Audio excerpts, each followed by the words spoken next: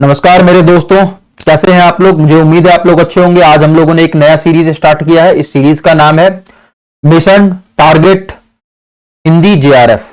क्या नाम है इसका? हिंदी जेआरएफ। जनवरी में हम लोगों का एग्जाम होना है। हम लोग सिर्फ क्वेश्चन पेपर पे काम करेंगे। मुझे उम्मीद है कि आप लोग कॉन्सेप्ट को पढ़ के आए होंगे, और नहीं भी पढ़ा है तो अगर आप क्वेश्चन पेपर के थ्रू जाते हैं तो बहुत सारी चीजें याद रह जाती हैं। तो चलिए हम लोग स्टार्ट करते हैं। आप लोगों से बहुत एक छोटा सा रिक्वेस्ट है कि प्लीज आप लोग सब्सक्राइब कर लीजिए, क्योंकि हम लोग रोज एक पेपर लेके आएंगे। इसका कम से कम 50 क्वेश्चन रोज लाने का कोशिश करेंगे। और आप लोगों से एक और रिक्वेस्ट है कि आप लोग पेन और कॉपी लेके बैठिएगा। जितने क्वेश्चन आपके सही होते हैं उसको टैली मार्क करते चलिएगा। तो रोज 50 क्वेश्चन में से क्या रेशियो है तो आप कमेंट बॉक्स में बताएंगे, तो इंप्रूवमेंट हमें इससे आपका मालूम चलेगा। चलिए अब समय वेस्ट करके नहीं करना, सीधा आते हैं प्रश्न पे। पहला प्रश्न क्या है? हाय रुक गया, हाय रुक गया यही संसार, बना सिंदूर अनल अंगार, वात हल लतिका वह सुकुमार, पड़ी है छिन्नाधार। इस काव्यांश का प्रतिपाद्य है। इस काव्यांश का प्रतिपाद्य क्या है? चार ऑप्शन दिया है। स्त्री स्वावलंबी है, पुरुष के बिना स्त्री का कोई अस्तित्व नहीं है, स्त्री के बिना पुरुष अधूरा है, स्त्री पुरुष स्वच्छंद है। तो इसका सही आंसर क्या हो जाएगा? इसका आंसर हो जाएगा बी। करेक्ट आंसर क्या है इसका? करेक्ट आंसर हो जाएगा बी, पहले का। चलिए अब दूसरे क्वेश्चन पे आते हैं। दूसरा क्वेश्चन क्या है हमारा? दूसरा क्वेश्चन बोल रहा है यहां पे तो पर बारो उर्वशी सुनी राधिके सुजान, तू मोहन के उर्वशी हवै उर्वशी समान। इन दोहों में सखी राधा से क्या कह रही है? तो चार ऑप्शन दिया हुआ। चार ऑप्शन क्या है यहाँ पे? राधा के रूप की तारीफ कर, नायक से प्रेम करने के लिए उत्कंठित करती है, नायक की बेवफाई के कारण उससे दूर रहने की सलाह देती है, नायक की दृष्टता के कारण मान करने को कहती है, राधा के रूप की तारीफ करके उसका मान छुड़ाती है। तो सेकंड का आंसर क्या हो जाएगा? सेकंड का करेक्ट आंसर है डी। ठीक है, सेकंड का करेक्ट आंसर हो जाएगा डी। चलिए अगले प्रश्न पे आते हैं। अगला प्रश्न क्या है? गीत फरोश कविता में भवानी प्रसाद मिश्र कहना चाहते हैं कि, अब यहाँ पे 3-4 स्टेटमेंट दिया गया है। इसमें से करेक्ट कौन कौन सा पेयरिंग है ये आपको बताना है। व्यावसायिकता के कारण आज का कवि अपने गीत बेचने के लिए मजबूर है, आज का कवि ग्राहक की मर्जी के अनुसार गीत लिखने के लिए अभिशप्त है, कवि केवल खुशी के गीत लिखता है, कवि शौक से गीत लिखता और बेचता है। तो करेक्ट आंसर क्या हो जाएगा? तीसरे का करेक्ट आंसर हो जाएगा बी। ठीक है, ये बी में क्या है? पहला और तीसरा। तो पहला और तीसरा मिला के करेक्ट आंसर बनेगा आपका। ठीक है, चलिए अगले प्रश्न पे आते हैं। अगला प्रश्न क्या है? सूची 1 के साथ सूची 2 का मिलान कीजिए। सूची 1 और सूची 2 यहां पे दिया गया है। सबसे पहले क्या है यहाँ पे? मिलन के पल केवल 2-4, विरह के कल्प अपार, और फिर क्या है? तुम भूल गए पुरुषत्व, मोह में कुछ सत्ता है नारी की, सिंधु की निशमिता पर लघु कहर का लाश कैसा, दीप लघु सिर पर धरे आलोक का आकाश कैसा, उपल वृष्टि हुई तम छा गया, पट गई मही कंकर पात से। तो 4 ऑप्शन है इसमें। 4 ऑप्शन में से करेक्ट ऑप्शन क्या है वो आपको चुनना है। तो जब आप करेक्ट ऑप्शन चुनेंगे तो उसका करेक्ट आंसर क्या हो जाएगा? करेक्ट आंसर हो जाएगा ए। ठीक है, चलिए अगले प्रश्न पे आते हैं। अगला प्रश्न क्या है? भारत दुर्दशा के आखिरी अंक में भारत भाग्य क्या कहता है? तो 4 ऑप्शन फिर दे रखा है। तो आखिरी अंक में भारत को जगाता है, भारत के हतभाग्य पर क्रोधित होता है, घायल भारत को छोड़कर चला जाता है, भारत के सीने में कटार से आघात करता है। तो चारों में से करेक्ट ऑप्शन क्या हो जाएगा? करेक्ट ऑप्शन हो जाएगा ये, भारत को जगाता है। अगला प्रश्न क्या है हमारा? अगला प्रश्न देखते हैं। तो चंद्रगुप्त नाटक में इस चरित्र की बात पर प्रतिक्रिया व्यक्त करते हुए चाणक्य ने कहा है, मेरे पास पाणिनि में सिर खपाने का समय नहीं, भाषा ठीक करने से पहले मैं मनुष्यों को ठीक करना चाहता हूं। तो किसमें कहा है? 6 का जब मैं बात करता हूं तो यहां पे क्या हो जाएगा? डी, वररुचि। ठीक है, आगे बढ़ते हैं।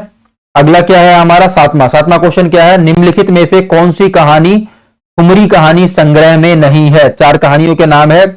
आदिम, रात्रि की महक, पंचलाइट, तीसरी कसम, रसप्रिया। तो 7वां का करेक्ट ऑप्शन क्या हो जाएगा? आदिम, रात्रि की महक, ये नहीं है। ठीक है, अगला क्वेश्चन क्या है हमारा? प्रकाशन वर्ष के अनुसार निम्नलिखित रचनाओं का सही अनुक्रम भारत की भाषा समस्या, मार्क्स और पिछड़े हुए समाज, प्रेमचंद्र और उनका युग, भारतेंदु युग और हिंदी भाषा की विकास परंपरा। नीचे दिए गए विकल्पों में से सही उत्तर का चयन कीजिए। ठीक है, अब सही उत्तर का चयन करना है तो आठवां का उत्तर क्या हो जाएगा? आठवां का उत्तर हो जाएगा सी। ठीक है, सबसे पहले क्या हो जाएगा अनुक्रम के हिसाब से? तीसरा प्रेमचंद और उनका युग, फिर क्या हो जाएगा भारत की भाषा समस्या, उसके बाद क्या हो जाएगा भारतेंदु युग और हिंदी भाषा की विकास परंपरा, फिर क्या है मार्क्स और पिछड़े हुए समाज। अगला आता है क्वेश्चन 9, क्या लिखा है? शब्दार्थ योर्था व हवोन्ध्य विद्या साहित्य विद्या किसका कथन है? अब यहां पे नौमा जो पूछा गया है, नौमे का करेक्ट आंसर क्या हो जाएगा? बी, राजशेखर। ठीक है, 10वें की अगर मैं बात करूं, 10वां क्वेश्चन क्या बोला गया है? सूची 1 के साथ सूची 2 का मिलान कीजिए। ठीक है, क्या बोला गया यहां पे? सूची 1 के साथ सूची 2 का मिलान कीजिए। सूची 1 और सूची 2 का मिलान करने के लिए कहा गया है। तो सूची 1 में क्या दे रखा है? सूची 1 में दे रखा है यहां पे कुछ जगह का नाम है, और वो जगह कौन कौन से हैं? सूची 1 की जब मैं बात कर रहा हूं तो सूची 1 में देखिए, सबसे पहले जल्दी जल्दी पढ़िए आप लोग और पढ़ के बताइए कौन कौन सा जगह है।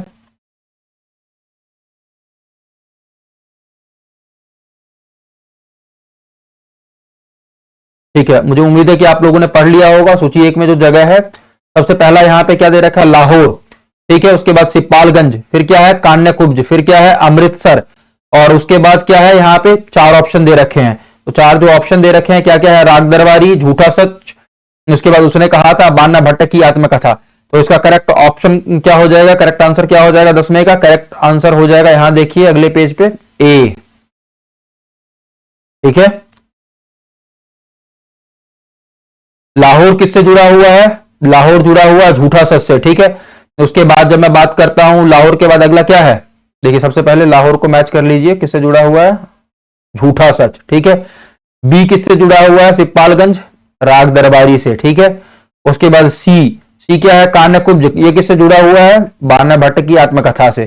चौथा क्या है फिर? अमृतसर बचा, उसने कहा था। इसमें कोई डाउट नहीं होना चाहिए। चलिए अगले प्रश्न पे आते हैं। अगला प्रश्न क्या है? निम्नलिखित में से कौन सी भाषा आर्य भाषाओं में शामिल नहीं है? क्या बोला गया? निम्नलिखित में से कौन सी भाषा आर्य भाषाओं में शामिल नहीं है? तो 11वें का करेक्ट आंसर क्या हो जाएगा? डी, यूनानी, फारसी और लैटिन शामिल है। और क्या शामिल नहीं है? अरबी शामिल नहीं है। चलिए 12वां क्वेश्चन देखते हैं। 12वां क्वेश्चन क्या है? निम्नलिखित ग्रंथों को कालानुक्रम में व्यवस्थित कीजिए। ठीक है, तो इसका करेक्ट आंसर क्या हो जाएगा? 12वें की मैं करेक्ट आंसर की बात करूं तो इसका करेक्ट आंसर हो जाएगा बी। ठीक है, सबसे पहले क्या आ जाएगा? काव्यदर्श, उसके बाद क्या आ जाएगा? काव्यालंकार, सूत्रवृत्ति, उसके बाद क्या आ जाएगा इसमें? अभिनव भारती, फिर क्या हो जाएगा? औचित्य, विचार चर्चा। चलिए अगले प्रश्न में मैं बढ़ता हूं। अगला प्रश्न क्या है यहाँ पे? प्रकाशन वर्ष के अनुसार निम्नलिखित उपन्यासों का सही अनुक्रम क्या है? मानस का हंस, राग दरबारी, झूठा सच, जिंदगी नामा, 4 उपन्यास यहां दिया गया है। करेक्ट आंसर आपको बताना है, तो 13th का करेक्ट आंसर क्या हो जाएगा? अगर मैं देखता हूं तो ये हो जाएगा ए। सबसे पहले क्या हो जाएगा? झूठा सच, उसके बाद क्या हो जाएगा? झूठा सच के बाद मैं बात करता हूं राग दरबारी, राग दरबारी के बाद क्या हो जाएगा? मानस का हंस, और फिर हो जाएगा जिंदगी नामा। अगला क्या है? अगला यहां पे प्रश्न दिया गया है, नीचे दिए कथन, 2 कथन दिए गए हैं। एक अभिकथन ए है और दूसरा क्या है? उसका कारण है, ये आप लोग जानते ही होंगे। पहला देखिए अभिकथन क्या दे रखा है? वीर कर्म से अलग वीरत्व का अस्तित्व नहीं है। कारण क्या है? क्योंकि वीरत्व की अभिव्यक्ति कठोर साधना में होती है। उपयुक्त कथन के आलोक में नीचे दिए गए विकल्पों में से सही का चयन करिए। ठीक है, अब सही आंसर क्या हो जाएगा? 14th के करेक्ट आंसर की हम बात करूं तो करेक्ट आंसर हो जाएगा ए। ठीक है, ए और आर दोनों सही है, और आर ए की सही व्याख्या है। ठीक है, अगला प्रश्न मैं बात करता हूं 15वां क्वेश्चन क्या दिया है यहाँ पे? पुरुड़वा द्वारा कहे गए संवाद हैं। 4 यहाँ पे संवाद दिए गए हैं। कौन कौन से संवाद उसने कहे हैं? कवि और प्रेमी एक ही नहीं है। प्रेमी तन की सुंदरता पर मुग्ध होता है, जबकि कवि देह से दूर जाता है। मैं तुम्हारे हाथ का लीला कमल हूं। तीसरा क्या है? कुसुम और कामिनी दोनों सुंदर होते हैं, परंतु फूल अधिक सुंदर होते हैं। चौथा क्या है? प्रेम केवल जलन नहीं, वह अमृत शिखा भी है। तो 15 का करेक्ट आंसर क्या हो जाएगा? 15 का करेक्ट आंसर हो जाएगा डी, 2 और 4, ये दोनों विकल्प हैं। ठीक है, चलिए अब आता हूं मैं अगले क्वेश्चन पे। 16वां क्वेश्चन है इसमें। 16वां क्वेश्चन क्या है? निम्नलिखित में से राम की शक्ति पूजा संबंधित उपयुक्त कथन क्या है, कौन से हैं? राम की शक्ति पूजा। ठीक है, राम की शक्ति पूजा किसने लिखा था, जल्दी से बताइए नाम। और यहाँ पे क्या हो जाएगा, 4 स्टेटमेंट फिर दिया है। राम रावण के अनिर्णित समर का इतना विराट और उदात्त चित्र अन्यत्र दुर्लभ है। राम की शक्ति पूजा का उल्लेख श्रीमद् भगवत पुराण में है। इसमें सूक्ष्मता के अनेक स्तरों पर विचरण करने वाली अर्थ योजना अप्रतिम है। इसमें राम एक दैवी चरित्र के रूप में है। तो क्या हो जाएगा करेक्ट आंसर 16वां का करेक्ट आंसर हो जाएगा सी। ठीक है, पहला राम और रावण का जो समर इसमें वर्णित किया गया है और इसमें बहुत सूक्ष्मता से वर्णन किया गया है। ठीक है ना, चलिए अब अगले प्रश्न पे आते हैं। तो अगला प्रश्न क्या है हमारा, राम राज्य, क्या लिखा है, हम राज्य लिए मरते हैं, सच्चा राज्य परंतु हमारे कर्कश ही करते हैं। इस प्रसंग में उर्मिला का कौन सा विचार सही नहीं है? ठीक है, यहां ध्यान देखिए क्या पूछा है, सही नहीं है, इसको ध्यान रखिएगा, कई बार ऐसे पूछ लेता है, तो आपको मालूम होना चाहिए कि सही नहीं है पूछा है। 4 स्टेटमेंट फिर दिया गया है यहाँ पे। क्या है, सामंती समाज में स्त्रियां मर्यादा के नाम पर घर की 4 दीवारी में कैद होती हैं। उसके बाद क्या है, किसान स्त्रियां अपने पतियों के साथ स्वतंत्रता पूर्वक विचरण करती हैं। किसान राज समाज से अधिक सुखी है, राज्य सुख भाग्यशाली लोगों को प्राप्त होता है। 17 का करेक्ट आंसर क्या हो जाएगा, 17 का करेक्ट आंसर हो जाएगा राज्य सुख भाग्यशाली लोगों को प्राप्त होता है, डी हो जाएगा इसका करेक्ट आंसर। चलिए 18वां प्रश्न क्या है, स्वाधीनता प्राप्ति से पूर्व पंजाब में पैदा हुए सांप्रदायिक तनाव और उनसे उससे जुड़ी क्रूरताओं का अंकन किस उपन्यास में किया गया है? ध्यान से देखिए, 4 उपन्यास का नाम दिया गया है। यहाँ पे क्या क्या है, कड़ियां, तमस, झरोखे, बसंती। तो करेक्ट आंसर क्या हो जाएगा, तमस। ठीक है ना, ये आपको मालूम होना चाहिए। अगला प्रश्न, प्रभाववादी आलोचना के संबंध में सही तथ्य कौन से हैं? क्या बोला है, प्रभाववादी आलोचना के संबंध में सही तथ्य कौन से हैं?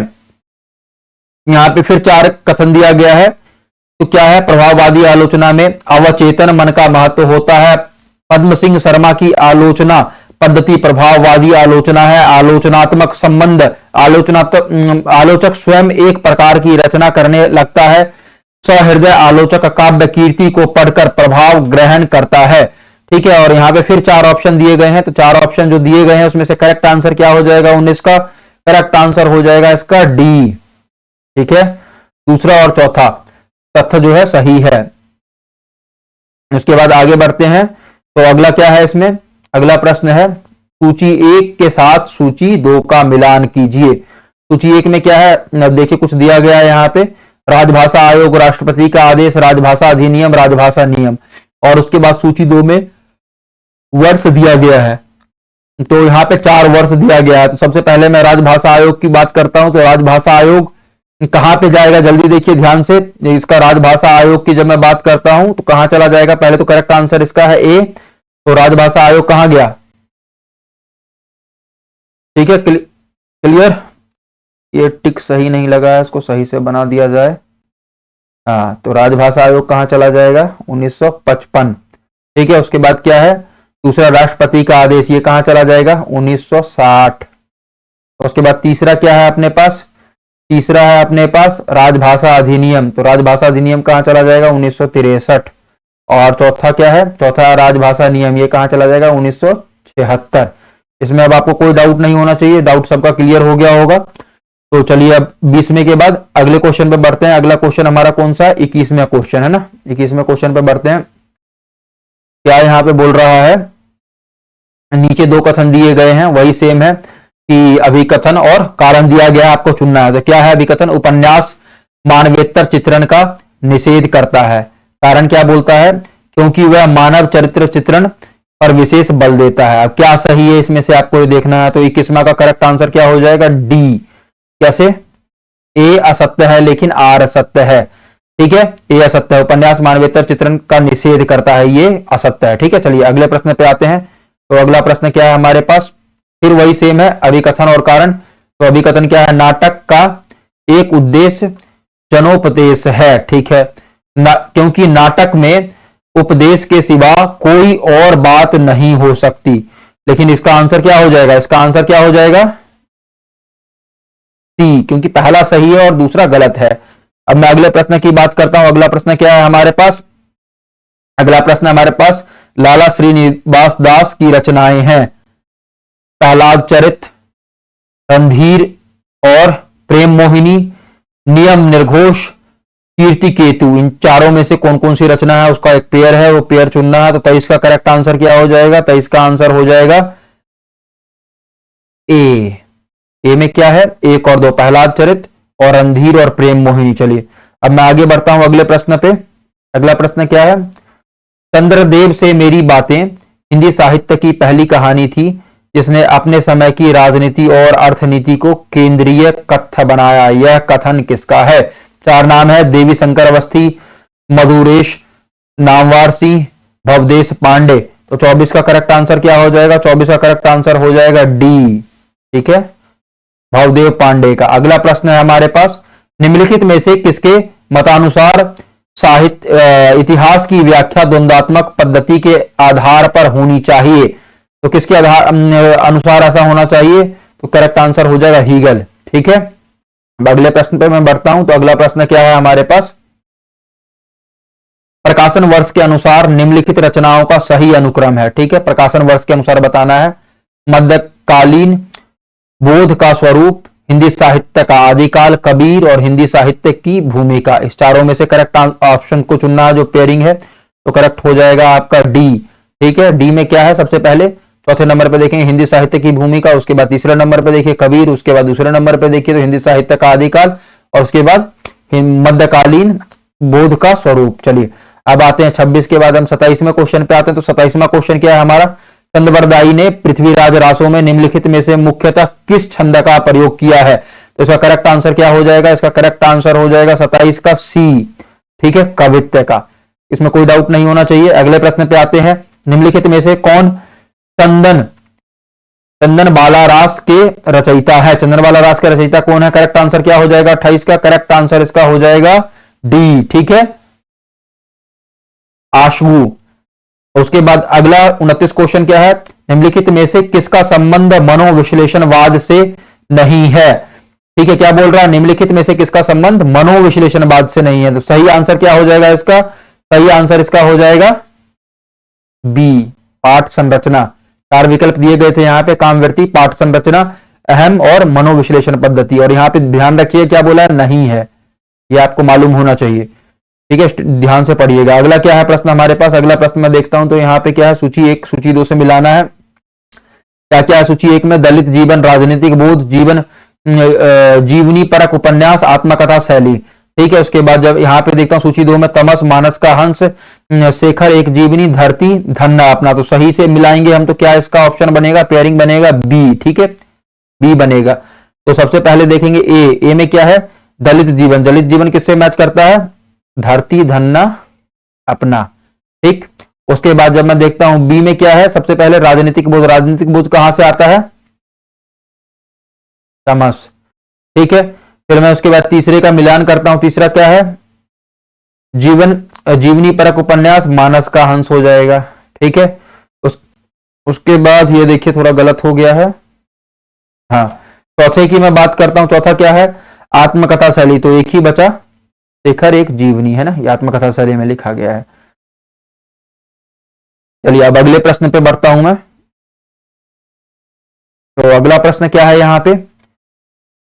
किसी वस्तु के प्रत्यक्ष ज्ञान या भावना से हमारी सत्ता के क्रोध का जितना ही अधिक तिरोभाव और हमारे मन की उस वस्तु के रूप में जितनी ही पूर्ण परिणति होगी उतनी ही बढ़ी हुई हमारी सौंदर्य की अनुभूति कही जाएगी। यह कथन किसका है? तो यह कथन किसका है? देखेंगे चार ऑप्शन दिया गया तो सही किसका हो जाएगा? रामचंद्र शुक्ल सी। ठीक है, अब अगले उस पे आता हूं मैं प्रश्न पे। मोहन राकेश की कहानी संग्रहों का प्रकाशन वर्ष के अनुसार सही अनुक्रम क्या है? यहाँ पे चार ऑप्शन दिए गए हैं, इसको सेट करना है। औलाद का आकाश, नए बादल, एक और जिंदगी, जानवर और जानवर। तो उसमें सही पेयरिंग क्या बन रहा है? देखिए 32वें क्वेश्चन में तो सही पेयरिंग बनेगा वो है बी। ठीक है, क्या है? सबसे पहले नए बादल, फिर क्या है? जानवर और जानवर, फिर है एक और जिंदगी, उसके बाद है फौलाद का आकाश। अगला प्रश्न अगर मैं देखता हूं तो अगला प्रश्न क्या है हमारे पास? बड़े आदमियों को अपनी नाक दूसरों की जान से प्यारी होगी, हमें तो अपनी नाक इतनी प्यारी नहीं। यह गोदान के किस पात्र की भाव व्यक्ति है? ध्यान से देखिए क्या पूछा है, गोदान के किस पात्र की भाव व्यक्ति है। तो 33वें का आंसर क्या हो जाएगा? 33वें का आंसर हो जाएगा ए, धनिया। ठीक है, और ये 4 पार्ट करेक्टर हैं उसके गोदान के, ये भी मालूम होना चाहिए, झुनिया, पटेश्वरी, सिलिया। चलिए अगले प्रश्न पे आते हैं। प्रकाशन वर्ष के अनुसार निम्नलिखित उपन्यासों का सही अनुक्रम क्या है? तो यहाँ पे 4 आपको देखिए उपन्यास दिया गया है। शेखर एक जीवनी, उसके बाद क्या है तमस, फिर है बाण भट्ट की आत्मकथा, फिर मैला आंचल। तो यहाँ पे विकल्प दिए गए हैं, तो सही विकल्प हो जाएगा इसका। 34वें का मैं बात करता हूं तो डी है इसका सही विकल्प। सबसे पहले क्या आएगा? शेखर एक जीवनी, उसके बाद आ जाएगा बाण भट्ट की आत्मकथा, उसके बाद आ जाएगा मैला आंचल, फिर आ जाएगा तमस। अगले प्रश्न पे बढ़ता हूं मैं। अगला प्रश्न है हमारा कुबेरनाथ राय के निबंध संग्रह है बेहया का जंगल, कामधेनु, आगम की नाव, दूसरी सतह। तो इसका करेक्ट आंसर क्या हो जाएगा? 35वें की अगर मैं बात करता हूं तो 35वें का करेक्ट आंसर हो जाएगा बी। ठीक है, कामधेनु और आगम की नाव। अगले प्रश्न पे मैं बढ़ता हूं। अगला प्रश्न क्या है हमारा? अगर मैं ध्यान से देखूंगा तो अगला प्रश्न है सूची 1 के साथ सूची 2 का मिलान कीजिए। सूची 1 में क्या है? होली है, पीछे मत फेंकियो, मेरी जन्मभूमि, परंपरा, बंधन नहीं। यहाँ पे 4 नाम दिया गया है, हजारी प्रसाद द्विवेदी, विद्यानिवास मिश्र, प्रताप नारायण मिश्र, बालकृष्ण भट्ट। तो करेक्ट आंसर क्या हो जाएगा इसका? अगर मैच करेंगे तो हो जाएगा सी। ठीक है, ये हो जाएगा करेक्ट आंसर, ये करेक्ट आंसर हो जाएगा सी। ठीक है, तो अब यहाँ पे देख लीजिए एक बार ध्यान से। तो सबसे पहले होली है, होली है किससे मैच खा रहा है? किसका रचना है ये? प्रताप नारायण मिश्र का। ठीक है, उसके बाद दूसरा क्या है? चौथे में क्या लिखा हुआ है? सॉरी, दूसरे पे क्या लिखा है? पीछे मत फेंकियो। तो ये किसका करेक्ट आंसर क्या हो जाएगा? किसका है ये? बालकृष्ण भट्ट। ठीक है, उसके बाद जब मैं बात करता हूं सी, मेरी जन्मभूमि, मेरी जन्मभूमि किसका है? हजारी प्रसाद। उसके बाद चौथे की बात करता हूं मैं, तो चौथा क्या है? परंपरा बंधन नहीं, किसका है? विद्यानिवास मिश्र। चलिए अब आगे बढ़ता हूं, तो आगे क्या है? अगला प्रश्न है हमारे पास, निम्नलिखित में से क्या क्या अलंकारों के अंतर्गत आते हैं? दीपक, उल्लेख, रोमांच और वैदर्भी। क्या क्या अलंकारों के अंदर आते हैं? तो 37वें का आंसर पूछा है, तो 37वें क्या हो जाएगा? उल्लेख तो होगा ही होगा, और उसके अलावा क्या होगा? दीपक। ठीक है, ये 2 हो जाएगा। तो ये जब ये दोनों हो जाएगा तो ये किस ऑप्शन में है? इस दोनों को अगर मिला दें हम तो ये सी में है। ठीक है, हाँ। अब अगले उस पे आइए, तीसरी कसम कहानी में चित्रित है, क्या चित्रित है? फारबिसगंज, तिथरिया पीर, औराही, हिंगना, तिरपुर बाजार। तो क्या चित्रित है उसमें? देखिए ध्यान से, बिल्कुल ध्यान से देखेंगे तो क्या यहाँ पे आ जाएगा? कॉम्बिनेशन इसका आ जाएगा सी। ठीक है, पहला और चौथा, फारबिसगंज और सिरपुर बाजार। फिर मैं 39 क्वेश्चन की बात करता हूं, तो यहाँ पे क्या बोला गया है? प्रकाशन वर्ष के अनुसार निम्नलिखित निबंध संग्रहों का सही अनुक्रम है। तो सबसे पहले देखेंगे तो क्या हो जाएगा? अस्मिता के लिए, फिर क्या हो जाएगा? बलकम खुद, आलोक पर्व, मन पवन की नौका। इन चारों को मिला के इसका बताना है प्रकाशन वर्ष कैसे बनेगा। तो क्या हो जाएगा इसका? डी ऑप्शन सही हो जाएगा। सबसे पहले आ जाएगा बलकम खुद, फिर आ जाएगा आलोक पर्व, उसके बाद आ जाएगा अस्मिता के लिए, फिर अंत में आ जाएगा मन पवन की नौका। अगला प्रश्न क्या है? मैं चाहता हूं कि साहित्य संबंध धारणाएं वास्तविक साहित्य में विश्लेषण के आधार पर बनाई जाए। ये पंक्तियां एक साहित्यिक की डायरी के किस प्रकाशन से ली गई है, किस प्रकरण से ली गई है? तो 40 का करेक्ट ऑप्शन क्या हो जाएगा? करेक्ट ऑप्शन की मैं बात करूं तो हो जाएगा तीसरा छंद। ठीक है, इसमें कोई डाउट आपको नहीं होना चाहिए। चलिए अब मैं फिर आ जाता हूं अगले क्वेश्चन पे। अगला क्वेश्चन हमारा हो जाएगा क्वेश्चन नंबर 41। क्या बोला गया यहाँ पे? क्वेश्चन नंबर 41 में निम्नलिखित में से क्या क्या केशवदास के बारे में सही है? वे इंद्रजीत सिंह के दरबारी कवि थे। इनकी कविता में अलंकारों का प्रयोग बहुत कम हुआ करता था। इन्होंने केवल चौपाई छंद में लिखा है। इनकी कीर्ति वीर सिंह देव चरित है। अब इसमें से चारों में से कॉम्बिनेशन क्या बनेगा आपको बताना, तो सही ऑप्शन हो जाएगा इसका डी। ठीक है, पहला और चौथा। वे इंद्रजीत सिंह के दरबारी कवि थे। इनकी कीर्ति वीर सिंह देव चरित है। ठीक है, चलिए अगले प्रश्न पे मैं आता हूं। तो अगला प्रश्न हमारा 42वां प्रश्न हो जाएगा। निम्नलिखित में से नई कहानी आंदोलन के कहानीकार हैं? दूधनाथ सिंह, निर्मल वर्मा, राजकमल चौधरी, राजेंद्र यादव। 4 ऑप्शन दिया है, तो करेक्ट ऑप्शन क्या हो जाएगा पेयरिंग के हिसाब से? जब मैं पेयर बनाऊंगा तो करेक्ट ऑप्शन हो जाएगा इसका बी। ठीक है, निर्मल वर्मा और राजकमल चौधरी ये नई कहानी आंदोलन के कहानीकार हैं। अगला प्रश्न देखता हूं मैं 43 जब देखता हूं तो यात्रा साहित्य के संबंध से संबंधित राहुल सांस्कृत्यायन की पुस्तकें हैं। 4 पुस्तकों का नाम दिया गया है। पहली पुस्तक है मेरी जीवन यात्रा, उसके बाद है विस्तृत यात्री, उसके बाद है मेरी लद्दाख यात्रा, फिर है तिब्बत में 100 वर्ष। तो करेक्ट ऑप्शन इसका क्या हो जाएगा 43 का? देखिए हो जाएगा सी। ठीक है, 3 और 4, मेरी लद्दाख यात्रा, तिब्बत में 100 वर्ष। चलिए अगले प्रश्न पे आते हैं।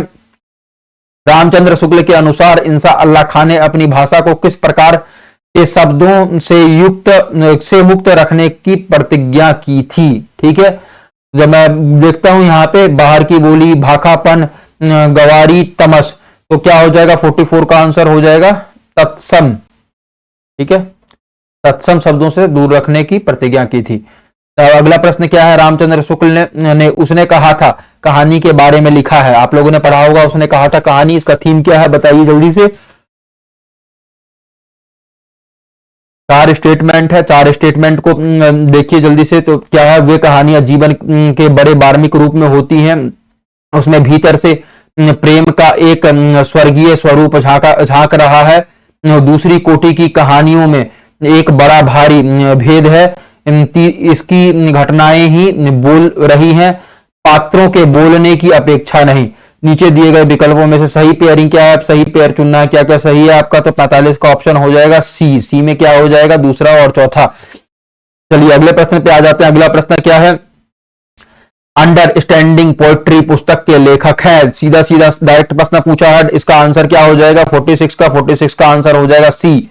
इसने बुक लिखा है क्लिंथ ब्रुक्स ने। अगले प्रश्न पे आते हैं। निम्नलिखित में से किस उपन्यास में ईस्ट इंडिया कंपनी द्वारा भारत के आर्थिक शोषण और लूट का यथार्थ चित्रण हुआ है? जल्दी जल्दी बताइए, डायरेक्ट क्वेश्चन पूछा है। अगला इसका क्या हो जाएगा आंसर? जल्दी बताइए। 47 का आंसर हो जाएगा, करेक्ट आंसर है बी, परीक्षा गुरु। ठीक है, अब अगले प्रश्न पे मैं बढ़ता हूं। अगला क्या है? कामता प्रसाद गुरु के अनुसार निम्नलिखित का हिंदी भाषा की उत्पत्ति के अनुसार सही क्रम है? सही क्रम में लगाना है। यहाँ पे आपको 4 ऑप्शन दिया है, सौरसैनी, नागर अपभ्रंश, पश्चिमी हिंदी, वर्तमान हिंदी। तो करेक्ट आंसर इसका क्या हो जाएगा? करेक्ट आंसर हो जाएगा ए में सबसे पहले क्या आएगा? सौरसैनी, फिर आएगा नागर अपभ्रंश, फिर आएगा यहाँ पे पश्चिमी हिंदी, फिर वर्तमान हिंदी। इसमें कोई डाउट नहीं होना चाहिए। अगला प्रश्न है। निम्नलिखित में से अध्यापक पूर्ण सिंह का निबंध है? 4 यहाँ पे दिया गया है, इसका फिर आपको पेयर बताना है। सबसे पहले आप देखेंगे तो पहला क्या दे रखा है यहाँ पे? कन्यादान, उसके बाद आपको दे रखा है परीक्षा, फिर है सच्ची वीरता, फिर है वसंत की हवा। तो 49 का करेक्ट आंसर क्या हो जाएगा? 49 का करेक्ट आंसर हो जाएगा डी। ठीक है, पहला और तीसरा, कन्यादान और सच्ची वीरता। ठीक है, फिर मैं आगे बढ़ता हूं। तो आगे अगला प्रश्न क्या है? क विरहीन को मीच दें, क आपा दिखलाए, 8 पहर का दक्षिणा मुंह पे सहा न जाए। इन पंक्तियों में प्रेम की किस स्थिति का वर्णन हुआ है? फिर 4 ऑप्शन दिया है, 4 ऑप्शन पढ़िए। इसका करेक्ट आंसर क्या हो जाएगा? जल्दी बताइए। इसका करेक्ट आंसर हो जाएगा विरह की अतिशयता। ठीक है, तो यहां पे हमारे 50 क्वेश्चन पूर्ण हुए। मुझे उम्मीद है कि आप लोगों को यह पसंद आ रहा होगा। तो अगले 50 क्वेश्चन के साथ हम मिलेंगे आपसे दोबारा, लेकिन तब तक आप चैनल को सब्सक्राइब करिए ताकि हम लोग को मोटिवेशन मिलता रहे और हम लोग ये सीरीज को कंटिन्यू रखें और आप लोग जो टारगेट जेआरएफ है उसको पूरा करें। तो चलिए अब अगले 50 क्वेश्चन को शुरू करते हैं। जो अगला 50 क्वेश्चन है हमारा, जो पिछले सीरीज का बच गया था, वो आज हम पूरा करेंगे। तो 51वां क्वेश्चन क्या है हमारे पास? निम्नलिखित में से किस आचार्य ने रीति का एक भेद आवंती को माना है? जल्दी बताइए। 51वां का सही आंसर क्या हो जाएगा? इसका सही आंसर हो जाएगा डी। ठीक है, भोजराज ने। आप लोग चैनल को सब्सक्राइब करिए, चैनल नहीं सब्सक्राइब करते हैं जल्दी सब्सक्राइब करिए और कमेंट बॉक्स में जरूर बताइएगा पिछले टेस्ट सीरीज में कितना आपका नंबर आया था और इस बार कितना इंप्रूव हुआ है।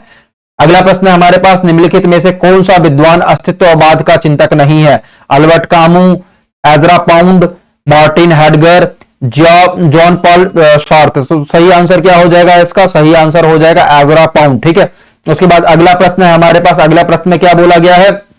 विष्णुकांत शास्त्री के संस्मरण सुधिया उस चंदन के वन की के शीर्षक किस कवि की कविता से प्रेरित है? तो 53 का जल्दी बताइए। 53 का सही आंसर क्या हो जाएगा? गिरिजा कुमार माथुर। अब आइए अगला क्वेश्चन है हमारे पास, क्वेश्चन नंबर 54। 54 में देखिए यहाँ पे सूची दिया गया है आपको और उसका मिलान करने के लिए कहा गया है। ठीक है, तो जल्दी ध्यान से देख लीजिए क्या यहाँ पे है।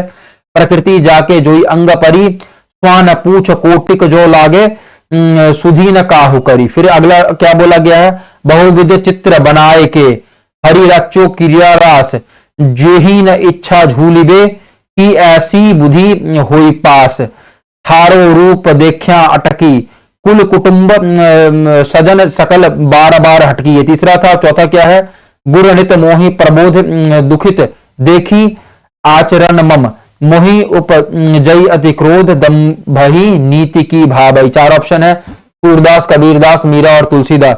ठीक है, तो इसका सही पेयरिंग क्या हो जाएगा, सही पेयरिंग की अगर मैं बात करूं तो इसमें सही पेयर हो जाएगा इसका क्वेश्चन नंबर 54 का सही हो जाएगा आंसर सी। ठीक है, 1 2 3 4 सभी ऑर्डर में ही है। 55वां क्वेश्चन की मैं अगर बात करता हूं तो क्या यहां पे 55वां क्वेश्चन बोला गया है, पुरुरवः पुनरस्तम परे ही, दुरापना बात इबाहमस्ति। उर्वशी का तृतीय अंक इस बीज भाव पर केंद्रित है। इसका स्रोत है 55वां जो पूछा गया, इसका स्रोत क्या है, देखिए सीधा सीधा पहला ऑप्शन हो जाएगा ऋग्वेद। ऋग्वेद है इसका स्रोत। ठीक है, 56वें क्वेश्चन की बात करूं तो क्या लिखा है, निम्नलिखित में से कौन निर्गुण भक्ति काव्य के कवि नहीं है। निम्नलिखित में से कौन निर्गुण भक्ति काव्य के कवि नहीं है। तो 56वां का आंसर क्या हो जाएगा, इसका आंसर सीधा सीधा हो जाएगा सी। ठीक है, 56वें का आंसर हो जाएगा सी। चलिए अगले पे बढ़ते हैं। तो सी में कौन है, ईश्वरदास। 57वां क्वेश्चन पूछा, निम्नलिखित में से कौन सा पात्र मुर्दहिया के रचनाकार के परिवार से संबंधित नहीं है। तो 57वें का आंसर क्या हो जाएगा, सी हो जाएगा। कौन नहीं संबंधित है, सुदेश्वर। मुन्नर सोमवार मुन्नेसर संबंधित है, सुदेश्वर नहीं है। अगर आप लोग को लगता है कि हम लोग कहानी का सार भी लेके आए, कविता का सार भी लेके आए, तो प्लीज आप लोग कमेंट बॉक्स में बताइएगा। और आप लोगों को कैसा लग रहा है, कुछ क्या इस वीडियो से हेल्प मिल रहा है आप लोग को कि नहीं मिल रहा है, फालतू जा रहा है, ये भी बताइए, ताकि हम उसी हिसाब से आगे मेहनत करें कि नहीं, इस पर डिसाइड करें। क्या भूलूं क्या याद करूं मैं, लेखक ने अपने पिता के किस प्रकार के गीत वाचन का उल्लेख किया है। तो 58वें का देखिए क्या करेक्ट आंसर हो जाएगा, इसका करेक्ट आंसर हो जाएगा सी, मौन रहकर। ठीक है, क्या भूलूं क्या याद करूं मैं, लेखक ने अपने पिता के किस प्रकार के गीत वाचन का उल्लेख किया है, मौन रहकर वो करते थे अपना गीत वाचन। ठीक है, अगला क्वेश्चन क्या है, ब्रज भाषा गद्य में लिखी हुई टीकाओं की सूची में कौन सा असंगत है। ठीक है, तो यहां असंगत बताना है, बिहारी सतसई का टीका, उसके आगे नाम लिखा गया भगवान दीन, ऐसे करके चारों के नाम लिखे हैं। तो इसका आंसर करेक्ट आंसर क्या हो जाएगा, पढ़ेंगे तो रस प्रिया की टीका, ऑप्शन नंबर डी। ठीक है, ईश्वरी प्रसाद नारायण, ये गलत है। मुख कलम समीप सजे थे, दो किसलय से पुर इन के, जल बिंदु सदृश ठहरे कब, उन कानों में दुख किनके। इस छंद में प्रेयसी के किस गुण का या प्रवृत्ति का वर्णन हुआ है। बहुत तेजी में बताइए कि इसका करेक्ट आंसर क्या हो जाएगा। करेक्ट आंसर इसका हो जाएगा प्रेयसी निर्दय है ना, जैसे आजकल की लड़कियां हैं। आप लोग को ऐसा लगता है, ये मैं नहीं कह रहा हूं। चलिए अब अगले क्वेश्चन पे आते हैं। अगला क्वेश्चन क्या है, 61वां क्वेश्चन है हमारे पास, निम्नलिखित में से कौन सी उपन्यास अमृतलाल नागर द्वारा रचित नहीं है। चार उपन्यास हैं, सीमाएं टूटती हैं, शतरंज के मोहरे, एकदा नैमी शरण्य, कथा कहो उर्वशी। चारों में से कॉम्बिनेशन आपको चुनना है। तो 61 का क्या आंसर हो जाएगा, इसका आंसर हो जाएगा डी। ठीक है, डी में क्या है, पहला और चौथा।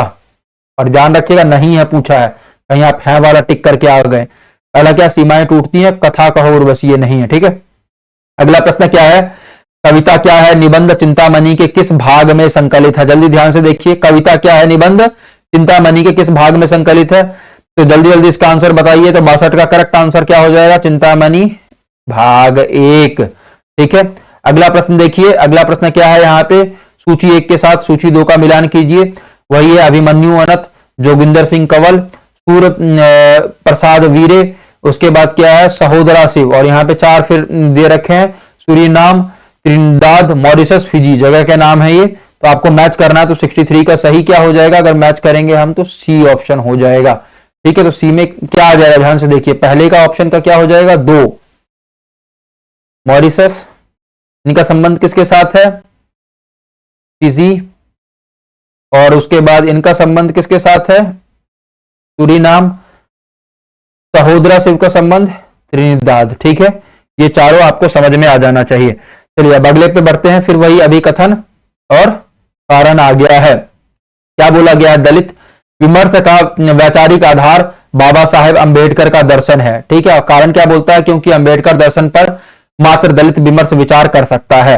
तो यहां पे इसका करेक्ट आंसर क्या हो जाएगा? 64 का करेक्ट आंसर की मैं बात करूंगा तो 64 का करेक्ट आंसर हो जाएगा सी। पहला सत्य है लेकिन दूसरा सत्य है। बात तो कोई भी कर सकता है, विचार तो कोई भी कर सकता है ना। अब मैं अगले प्रश्न की बात करता हूं। अगला प्रश्न क्या है? प्रिय प्रवास। क्या लिखा है? प्रिय प्रवास का संबंध के संबंध में सही तथ्य है। इसमें हिंदी के मात्रिक छंदों का प्रयोग हुआ है। प्रिय प्रवास खड़ी बोली हिंदी का पहला महाकाव्य है।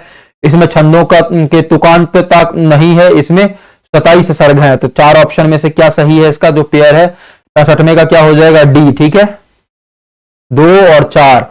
प्रिय प्रवास खड़ी बोली हिंदी का पहला महाकाव्य मालूम होना चाहिए। और सॉरी तीसरा क्या है? इसमें छंदों में तुकांतता नहीं है, यह आपको मालूम होना चाहिए।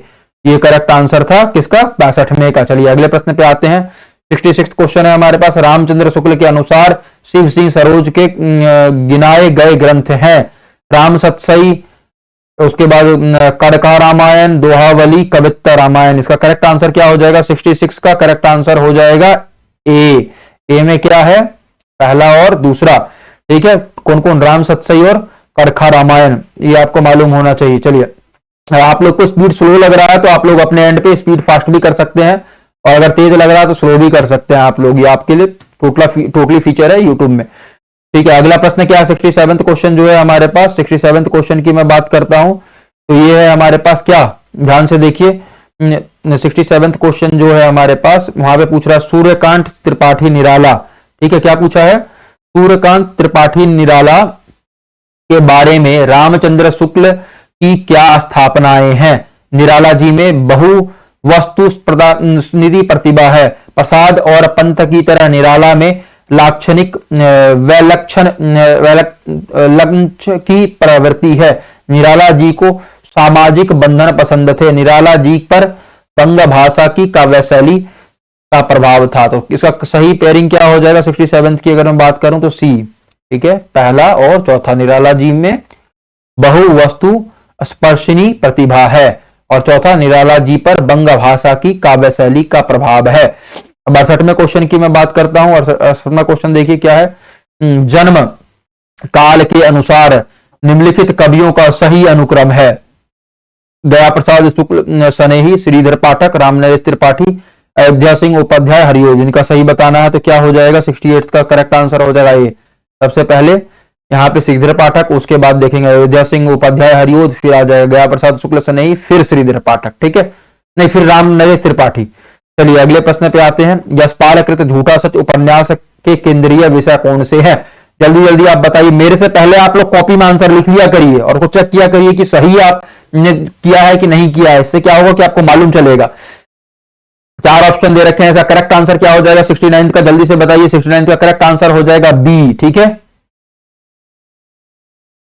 तो केंद्रीय विषय कौन से हैं इसके? विभाजन की त्रासदी और सांप्रदायिक दंगों की भयावहता। ठीक है, अगले प्रश्न पे बढ़ता हूं। अगला प्रश्न क्या है हमारे पास यहाँ पे? अगला प्रश्न अगर मैं देखता हूं तो अगला प्रश्न क्या है? जल्दी जल्दी पढ़िए। अमीर खुसरो के बारे में सही तथ्य कौन से हैं? उनका जन्म पटियाला में हुआ था। वे निजामुद्दीन औलिया के शिष्य थे। वे ईरान और भारत के फारसी में लिखने वाले चोटी के कवियों में एक थे। उन्होंने कहा था कि मैं हिंदुस्तान की तूती हूं, मुझसे कुछ पूछना है तो फारसी में पूछो। करेक्ट आंसर क्या होगा 70 का? जल्दी देखिए, इसका आंसर हो जाएगा सी। विकल्प 2 और 3। वे निजामुद्दीन औलिया के शिष्य थे। वे ईरान और भारत के फारसी में लिखने वाले चोटी के कवियों में से एक थे। अगला प्रश्न क्या है? 71वां प्रश्न अगर हम लोग देखें, ध्यान से देखिए 71वें प्रश्न को। सूची 1 का सूची 2 से मिलान, वही सेम चीज है। क्या बोला है? देखिए यहाँ पे श्रृंगार मंजरी, साहित्य सार, रस सारांश, प्रेम चंद्रिका, यहाँ पे रचनाएं हैं। यहाँ पे रचनाकार है मतीराम, चिंतामणि, देव और भिखारी दास। तो करेक्ट पेयरिंग क्या हो जाएगा? यहाँ पेयर दे रखा है 71 का करेक्ट हो जाएगा बी। ठीक है, सबसे पहली जो रचना है श्रृंगार मंजरी। श्रृंगार मंजरी किसने लिखा है? चिंतामणि। ठीक है, दूसरी रचना है हमारे पास। दूसरी रचना क्या है?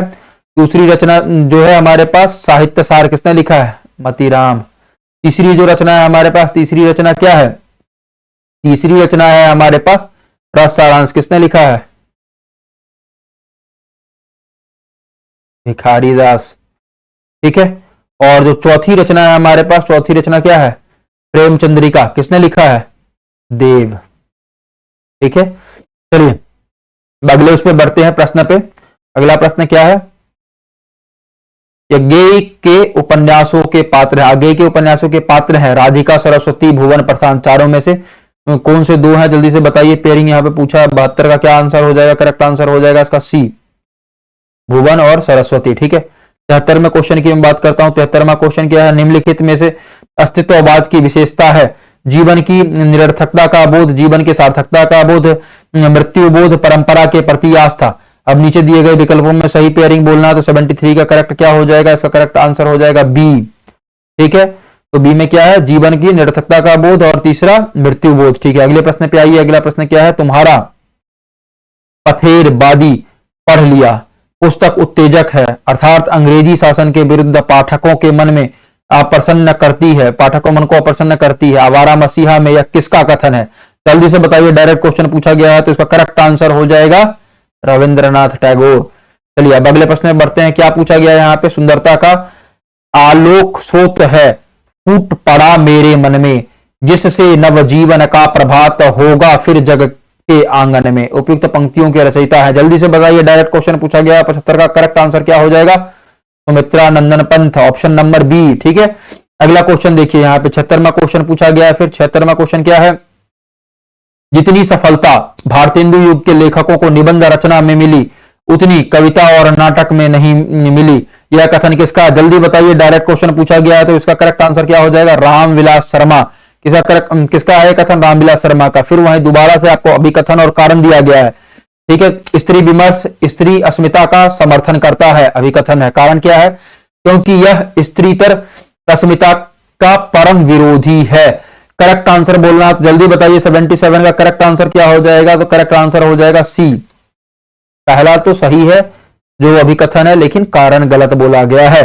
चलिए अब 77 के बाद बढ़ते हैं हम लोग 78 पे। तो अगला प्रश्न क्या है हमारे पास? अगला प्रश्न आ जाएगा हमारे पास भाषा भूषण का विवेच्य है। जल्दी बताइए, डायरेक्ट क्वेश्चन पूछा गया है, तो 78 का करेक्ट आंसर क्या हो जाएगा? बी, अलंकार। ठीक है, अगला क्वेश्चन, ये भी डायरेक्ट क्वेश्चन है। परिंदे संग्रह में संकलित कहानियों की संख्या है, जल्दी बताइए क्या है? तो इसका करेक्ट आंसर क्या हो जाएगा? सी। कितनी संख्या है? 7। ठीक है, अब अगला क्वेश्चन है हमारे पास यहाँ पे, अरे यायावर रहेगा याद में, संकलित परशुराम के से तुरखम पाठ के संबंध में निम्नलिखित में से क्या क्या सही है? 4 फिर यहाँ पे आपको दिया गया है। एक टायर की राम कहानी, लेखक की चालक की कहानी, मिस्टर पीटर की कहानी, ब्रह्मपुत्र की कहानी। इसमें से कोई दो का पेयर सही है, जल्दी बताइए क्या हो जाएगा? 80 का हो जाएगा करेक्ट ऑप्शन सी, पहला और दूसरा सही है। ठीक है, एक टायर की राम की कहानी, एक लेखक के चालक की कहानी। अगला क्वेश्चन है 81 क्वेश्चन, क्वेश्चन नंबर 81 क्वेश्चन की मैं बात करता हूं, तो देखिए ध्यान से। फिर एक सूची दिया हुआ है, चित्तौड़ का सर्वनाश, बसंत, जुलूस रुका है, गांव का मन। यहाँ पे आपको रचनाकार है विवेकी राय, विद्यानिवास मिश्र, रूप नारायण पांडे, भारतेंदु हरिश्चंद्र। तो करेक्ट पेयरिंग क्या हो जाएगा? इसका करेक्ट पेयरिंग हो जाएगा 81 का ए।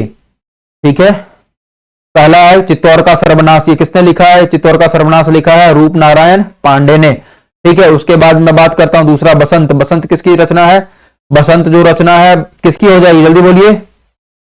भारतेंदु हरिश्चंद्र। उसका तीसरा जो है जुलूस रुका है, जुलूस रुका है किसकी रचना है? जल्दी से बोलिए।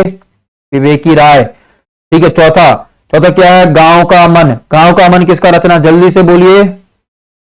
विद्यानिवास मिश्र। चलिए अगले प्रश्न पे आते हैं। अगला प्रश्न क्या है कि पालगंज गांव का चित्रण किस उपन्यास में किया गया है? बहुत सीधा डायरेक्ट क्वेश्चन पूछा है, जल्दी से बताइए। 82 का करेक्ट आंसर क्या हो जाएगा? करेक्ट आंसर हो जाएगा ए, राग दरबारी में पूछा है, राग दरबारी में चित्रण किया गया है। चलिए अगला प्रश्न क्या है? निम्नलिखित में से मैला आंचल उपन्यास के पात्र हैं। 4 पात्र दिए गए हैं, कमला, सहदेव मिसर, तहनवाज, बलभद्र, नारायण। तो करेक्ट आंसर क्या हो जाएगा? 83 का कौन कौन से 2 पात्र हैं? तो करेक्ट ऑप्शन पेयर है इसका बी। ठीक है, बी ऑप्शन इसका करेक्ट है बिल्कुल, क्योंकि पहला जो कमला और सहदेव मिसर है ये दोनों हैं। ठीक है, अब आगे बढ़ते हैं। तो अगला प्रश्न क्या है हमारे पास? सूची, फिर से एक सूची आ गया, उसका मिलान करना है, बहुत ध्यान से देखिए। क्या है? सप्त, यहां पे देखिए क्या दे रखा है? सप्तपर्णी, उसके बाद लौट आ ओ धार, हमशत, आज के अतीत, अचार नाम है कृष्णा सोबती, गिरिराज किशोर, उसके बाद भीष्म साहनी, दूधनाथ सिंह।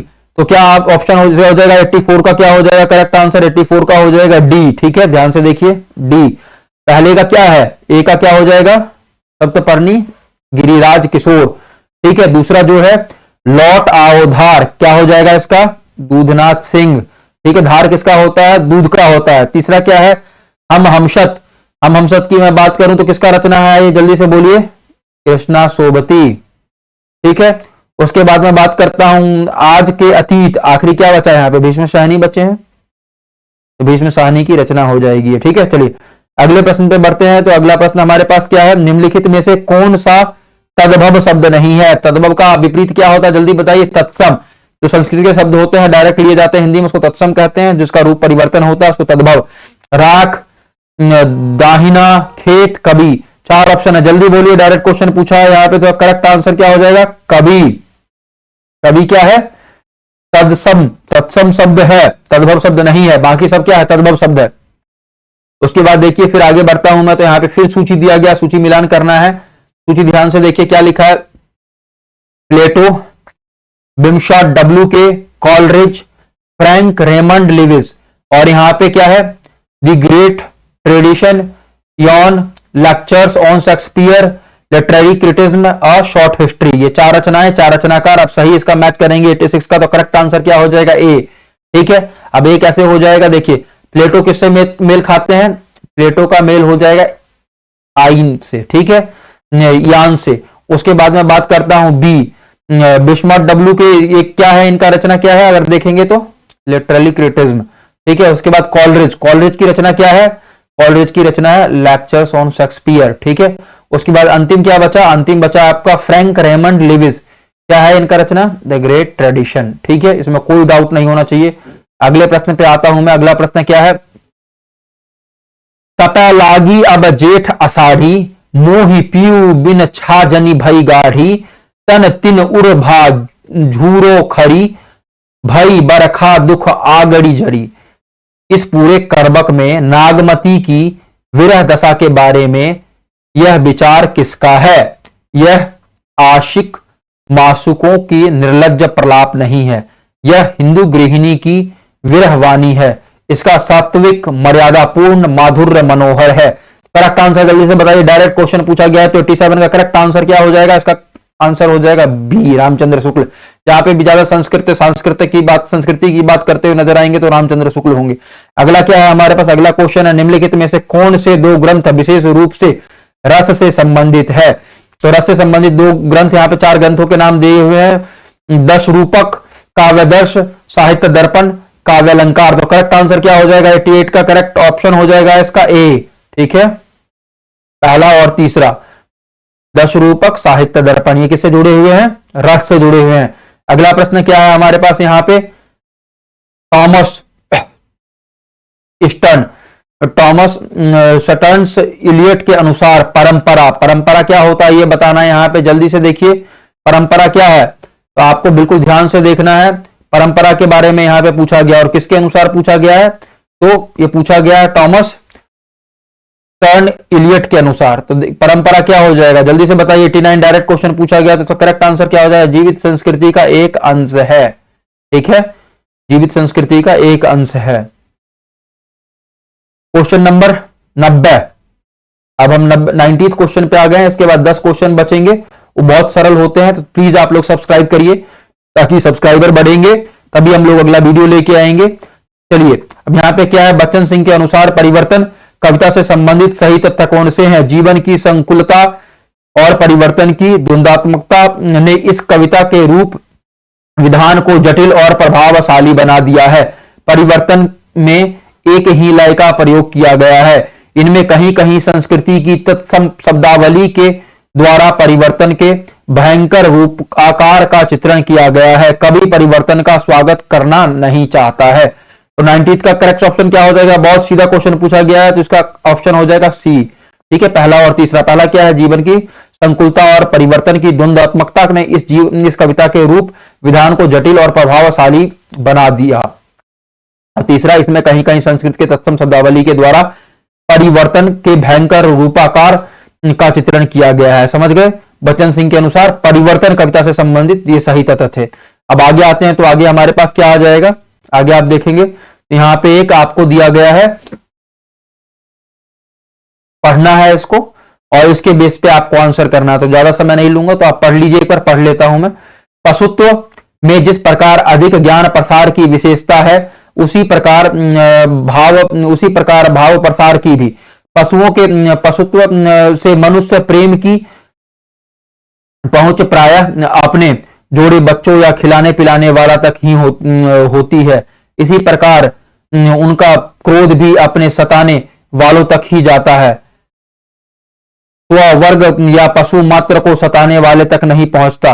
पर मनुष्य में ज्ञान प्रसार के साथ भाव प्रसार भी क्रमशः बढ़ता गया। अपने परिजनों, अपने संबंधियों, अपने पड़ोसियों, अपने देशवासियों, क्या मनुष्य मात्र और देशवासियों, क्या मनुष्य मात्र और प्राणी मात्र तक से प्रेम करने भर को जगह उसके हृदय में बन गई है। मनुष्य की त्योरी मनुष्य से को भी ही सताने वाले पर नहीं चढ़ती, गाय बैल और कुत्ते बिल्ली को सताने वाले पर भी चढ़ती है। पशु की वेदना देखकर भी उनके नेत्र सजल होते हैं। बंदर को शायद बंदरिया के मुंह में ही सौंदर्य दिखाई पड़ता होगा, पर मनुष्य पशु पक्षी फूल पत्ते और रेत पत्थर में भी सौंदर्य पाकर मुग्ध होता है। इस प्रकार प्रसार का स्मारक स्तंभ काव्य है, जिसकी उत्तेजना से हमारे जीवन में एक नया जीवन आता है। अब इसके आधार पे आपको उत्तर देना है। आगे जो प्रश्न पूछा गया है, तो क्या प्रश्न पूछा गया है देखिए एक बार जल्दी से। उपयुक्त अवतरण के आधार पर इनमें से कौन सा कथन सही है? तो इसका करेक्ट आंसर क्या हो जाएगा 51 में का? इसका करेक्ट आंसर हो जाएगा मनुष्य का प्रेम और द्वेष पशुओं से अधिक व्यापक है। ठीक है, अगला प्रश्न क्या पूछा है? अगला प्रश्न यहां पे पूछा है उपयुक्त अवतरण के संदर्भ में निम्नलिखित में से कौन सा कथन सही है? फिर 92 का मैं देखूंगा तो क्या हो जाएगा करेक्ट आंसर? टी, मनुष्य के क्रोध और करुणा प्राणी मात्र तक व्यापक है। ठीक है, 93 का मैं बात करूं उपयुक्त अवतरण के संदर्भ में निम्नलिखित में से कौन सा कथन सही नहीं है? यहां पे देखिए ध्यान से, क्या बोला? सही नहीं है। ठीक है, तो क्या हो जाएगा 93 का करेक्ट आंसर क्या हो जाएगा? इसका करेक्ट आंसर हो जाएगा बी, पशु मात्र की परेशानी से दुखी होता है। ठीक है, उपयुक्त अवतरण के आधार पर कौन सा कथन सही है? अब यहां पे फिर से पूछा सही है। ठीक है, तो यहां पे क्या हो जाएगा 94 का करेक्ट आंसर? काव्य भावोत्तेजना के माध्यम से जीवन का कायाकल्प करता है। अगला क्या है 95, यहां पे फिर देखेंगे उपयुक्त आधार पर कथन सही नहीं है। यहां क्या पूछा? सही नहीं है। फिर 4 स्टेटमेंट दिया है, क्या हो जाएगा इसका करेक्ट आंसर? 95 का मैं बात करूंगा तो डी, मनुष्य की सौंदर्यानुभूति प्राणीतर है। करेक्ट। चलिए अब अगले उस पर बढ़ते हैं। अगला यहां पे हमको दिया गया है फिर से एक अवतरण, इस अवतरण को देखेंगे। ठीक है, तो इसको हम लोग देखते हैं क्या लिखा है। हमारी परंपरा महिमामयी उत्तराधिकार, हमारी परंपरा महिमामयी उत्तराधिकार विपुल और संस्कार उज्जवल है। हमारे अनजान में भी ये बातें हमें एक खास दिशा में सोचने की प्रेरणा देती है। यह जरूर है कि परिस्थितियां बदल गई हैं, उपकरण नए हो गए हैं और उलझनों की मात्रा भी बहुत अधिक बढ़ गई है, पर मूल समस्याएं बहुत अधिक नहीं बदली हैं। भारतीय चित्त जो आज भी अनधीनता के रूप में न सोचकर स्वाधीनता के रूप में सोचता है, वह हमारे दीर्घकालीन संस्कारों का फल है। वह स्व के बंधन को आसानी से नहीं छोड़ सकता। अपने आप के द्वारा लगाए हुए बंधन हमारी संस्कृति की बड़ी भारी विशेषता है। मैं ऐसा तो नहीं मानता कि जो कुछ हमारा पुराना है, जो कुछ हमारा विशेष है, उससे हम चिपटे ही रहें। पुराने का मोह सब समय वांछनीय ही नहीं होता। मेरे बच्चे को गोद में दबाए रखने वाली बंदरिया, मरे बच्चे को गोद में दबाए रखने वाली बंदरिया मनुष्य का आदर्श नहीं बन सकती, परंतु मैं ऐसा भी नहीं सोच सकता कि हम अनुसंधत्या के नशे में चूर होकर अपना सर्वस्व खो दें। ठीक है, इसके बेस पे आपको फिर 5 क्वेश्चन का आंसर देना है। जल्दी जल्दी से इसका हम आंसर लेंगे और हमारा यहाँ पे पूरा हो जाएगा। सबसे पहले देखिए क्या है 96 क्वेश्चन, उपयुक्त अवतरण के आधार पर निम्नलिखित कौन सा कथन अनुपयुक्त है? ठीक है, ध्यान से देखिए, अनुपयुक्त पूछा है मतलब गलत। तो करेक्ट आंसर क्या हो जाएगा 96 का? ए हो जाएगा। हम अनधीनता के रूप में सोचने में के अभ्यस्त हैं। ठीक है, अगला प्रश्न जब मैं देखता हूं तो 97 का प्रश्न क्या है, कौन सा कथन सही है। ठीक है, यहां पे 97 का करेक्ट आंसर क्या हो जाएगा, सही कथन पूछा है तो 4 कथन में से डी। नए अनुसंधान के बावजूद हमें अपनी परंपरा की अच्छी बातों को बचाकर रखना चाहिए। चलिए अगला क्वेश्चन क्या, 98 क्वेश्चन की मैं बात करता हूं तो इसमें फिर क्या पूछा, कौन सा कथन सही है। तो सही क्या हो जाएगा 98 का, ये हो जाएगा सी, अपने को अपने अनुशासन में रखना। उसके बाद 99 क्या बोला गया है, उपयुक्त अवतरण के आधार पर कौन सा कथन सर्वाधिक उपयुक्त है, मतलब जो सबसे ज्यादा सही है। ठीक है, तो यहां क्या हो जाएगा 99 का आंसर 4 ऑप्शन है। पुराने का मोह हमेशा अपेक्षित है, पुराने को विवेक पूर्वक ग्रहण करना चाहिए, पुराने को पूरी तरह निषेध वांछनीय है, पुराने से चिपटे रहना श्रेष्ठकर है। तो 99 का करेक्ट ऑप्शन क्या हो जाएगा, बी, पुराने को विवेक पूर्वक ग्रहण करना चाहिए। अंतिम प्रश्न है अब हमारे लिए, अंतिम प्रश्न क्या है, उपयुक्त अवतरण के आधार पर निम्नलिखित में कौन सा कथन सही नहीं है। फिर क्या पूछा, सही नहीं है। 100 का उत्तर क्या हो जाएगा, मूल समस्याएं बहुत बदल गई हैं, ये बात सही नहीं है, मूल समस्याएं लगभग अभी भी वही है। तो यहां पे हमारा खत्म होता है। तो आप लोगों से एक बहुत छोटा सा रिक्वेस्ट कर रहा हूं मैं कि देखिए आप लोग चैनल को सब्सक्राइब करिएगा, जितना ज्यादा से ज्यादा सब्सक्राइब करेंगे, कम से कम अगर 10 सब्सक्राइबर इस वीडियो पे बढ़ते हैं तब मैं अब अगला वीडियो लेके आऊंगा कि मैं मेहनत कर रहा हूं, आपको उसका अगर कोई लाभ नहीं मिल रहा तो मेहनत करने का कोई मतलब नहीं है। और अगर आप लोग को इसका पूरा पीडीएफ चाहिए इस क्वेश्चन पेपर का तो आप कमेंट बॉक्स में बता दीजिएगा, तो मैं आपको इसका भेज दूंगा। ठीक है, और नंबर पे आप कांटेक्ट कर सकते हैं, ये आंसर की के साथ ये पूरा पीडीएफ आपको मिल जाएगा। तब तक के लिए पढ़ते रहिए, बढ़ते रहिए, मिशन जेआरएफ हिंदी इसको पूरा करना है। ऑल दी बेस्ट, मिलते हैं अगले दिन अगले वीडियो के साथ। Good bye.